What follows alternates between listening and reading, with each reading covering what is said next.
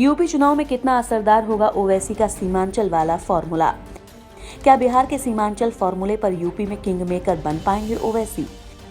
हैदराबाद से लोकसभा सांसद और एआईएमआईएम प्रमुख असदुद्दीन ओवैसी पूरी ताकत से यूपी चुनाव के मैदान में है।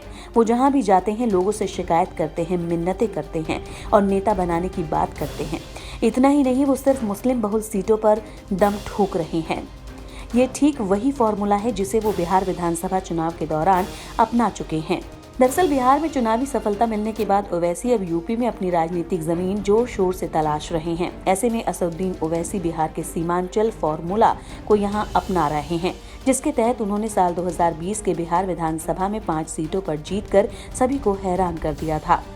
सीमांचल में एक बड़े क्षत्रप के रूप में ओवैसी उभरे और वही रणनीति अब वो यूपी चुनाव में भी आजमा रहे हैं।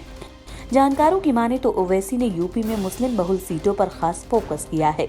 यहाँ पर 35% से ज्यादा मुस्लिम वोटर हैं। इन सीटों पर ओवैसी 1 से 2 बार जनसभाएं करके माहौल बनाने का काम कर चुके हैं, जिसमें ज्यादातर सीटें पश्चिमी यूपी की हैं।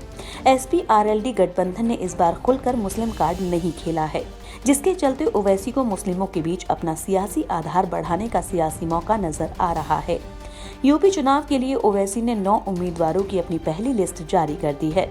इस लिस्ट में सिर्फ मुस्लिम प्रत्याशियों को ही मौका दिया गया है। हालांकि जानकारों की माने तो ओवैसी ने भले ही मुस्लिम बहुल सीटों को चुना हो या फिर सिर्फ मुसलमानों को ही उम्मीदवार बनाया हो, लेकिन यूपी में सीमांचल जैसे न तो सियासी समीकरण है और न ही उनके पास बिहार जैसे नेता। बिहार में जो लोग जीत कर आए हैं उनमें से 2 नेता पहले भी विधायक रह चुके हैं और उनका अपना सियासी कद है।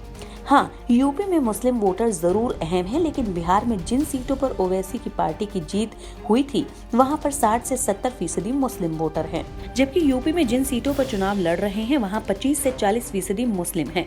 इसके अलावा एसपी-आरएलडी गठबंधन के अलावा कांग्रेस और बीएसपी ने भी मुस्लिम प्रत्याशी दे रखे हैं, जबकि ओवैसी ने जिन्हें टिकट दिया है उनका सियासी कद बिहार जैसे नेताओं की तरह नहीं है।